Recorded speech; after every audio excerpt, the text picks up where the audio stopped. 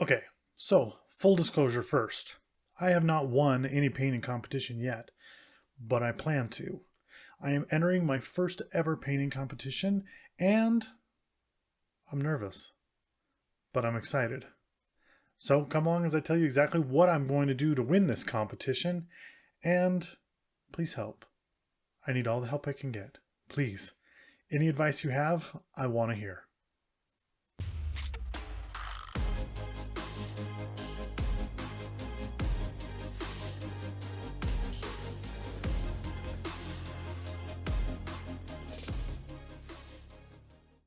I have been painting models for about 2 years now, on and off. I probably honestly have 20 completed models that I've painted, and I've always been just sucked into painting competitions. I like to see every year who wins Golden Demon. I want to know who has won that, and I have always been too scared to enter any kind of competition myself. That stops now. I am going to enter my first painting competition, and no, it is not a Golden Demon. No, it's not, at a con or anything like that. I am going to enter the Ravaged Star painting competition.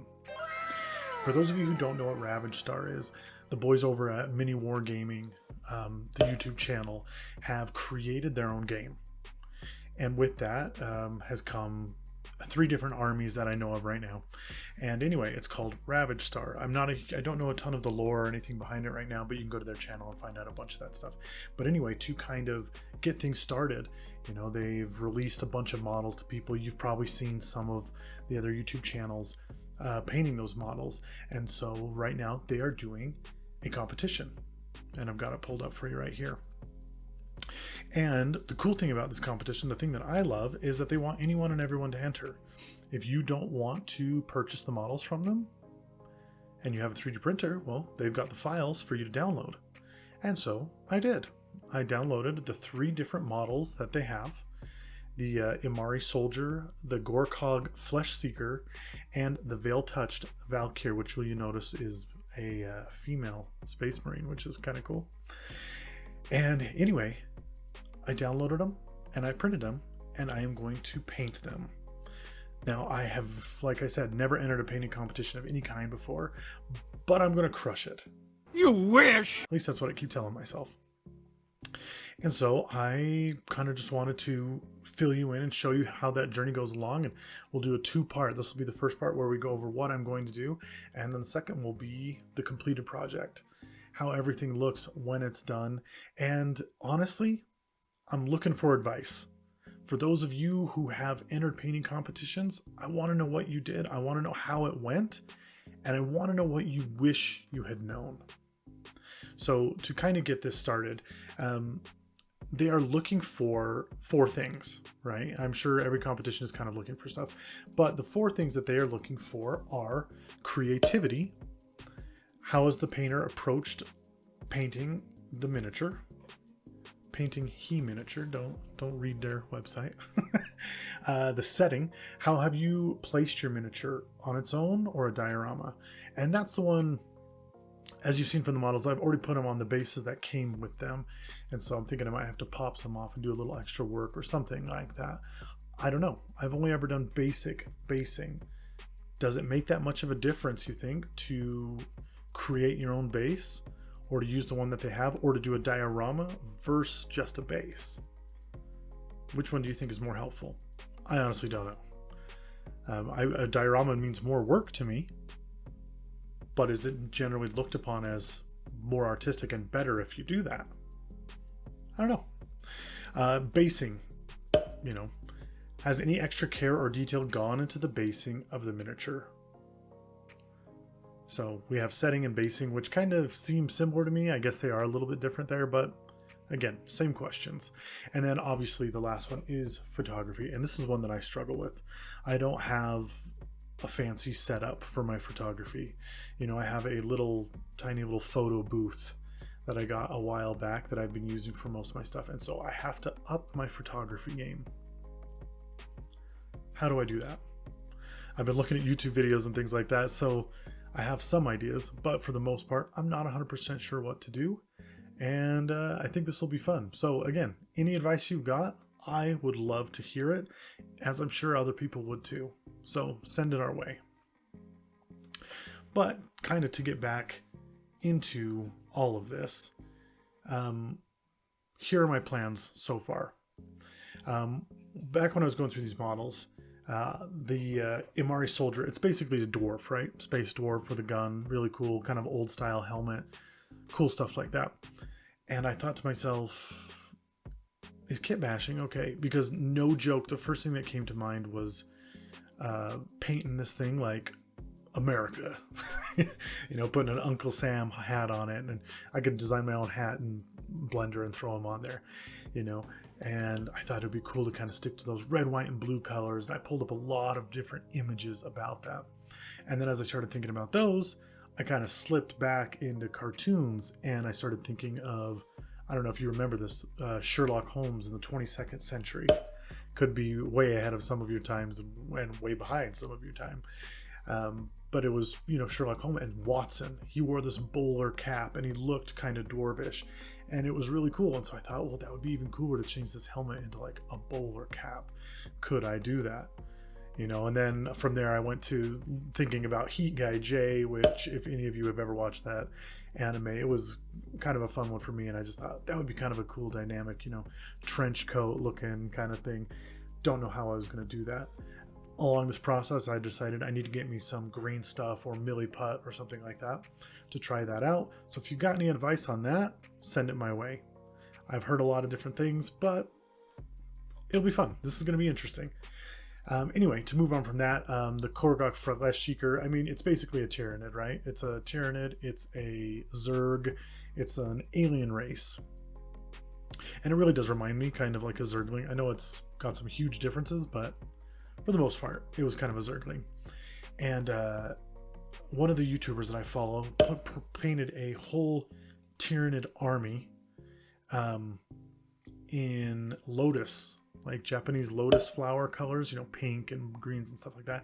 And I thought that was such a cool concept, and it got me thinking about putting this alien, on a very thick vegetated planet, a jungle, that has these giant plants. And how does this creature hide? Well, it blends in with its habitat.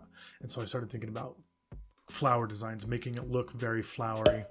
And then I started thinking of, if any of you play League of Legends, there's a champion called Kha'Zix that has like a flower petal skin, which is a little extreme. I'm not planning on going into like the full on like rose way that it did, but I really liked that bright jungle colors and Venus flytrap vibe.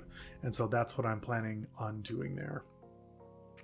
And then the last one was the Veil Touched Valkyr.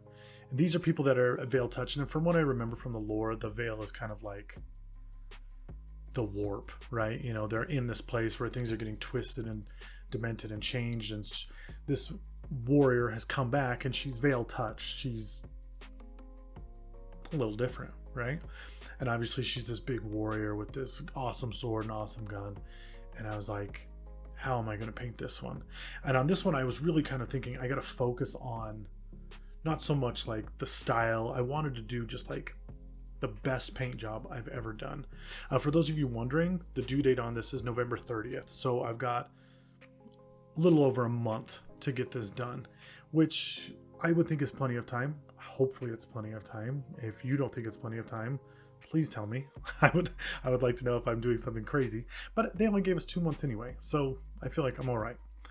But I wanted to do this one, my best paint job ever. I really wanted this to be something that I could look back on and just be like, yeah, the other ones were kind of gimmicky, kind of funny, but this one was my pièce de résistance. It was my go-to model. And when I have people come look at the stuff I've got painted, that's the one I point at and say, I entered that one in a painting competition. And so, I'm toying around with different color schemes. My daughter brought up the Valkyrie from Thor, right? Thor Ragnarok. They have the Valkyrie and they have the silver armor with, the blue cape, and it's perfect because she comes with a cape. It's more of like a, I don't even know, like a cape that's wrapped around her waist with a belt, And so it's almost like a two-part there. And I thought that was a really cool idea, but I also wanted it to be something different. So I haven't 100% settled on what colors I'm going to be doing for this yet. With it being veil touched, I also want it to be something almost psychedelic, you know.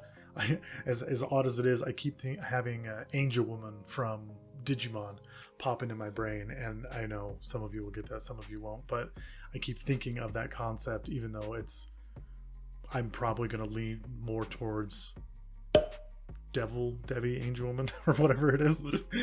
And so anyway, I'm going to give it my best shot. And I would love for you guys to stick around and see how that turns out. And again, I want advice. Give me any advice that you've got to share with me and help me get into this.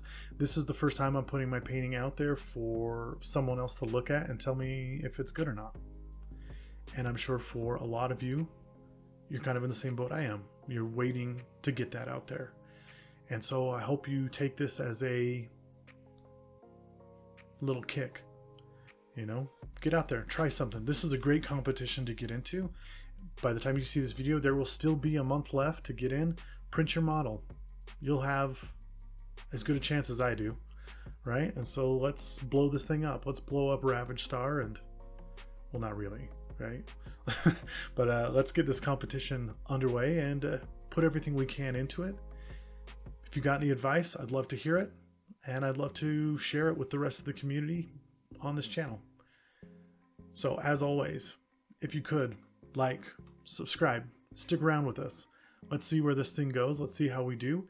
I'll share, you know, the whole process of my painting with you. I've already primed all of the models. Like I said, I might have to pop them off the bases and do some things there, but I'm not 100% sure yet. I'm going to have as much fun as I can painting these models.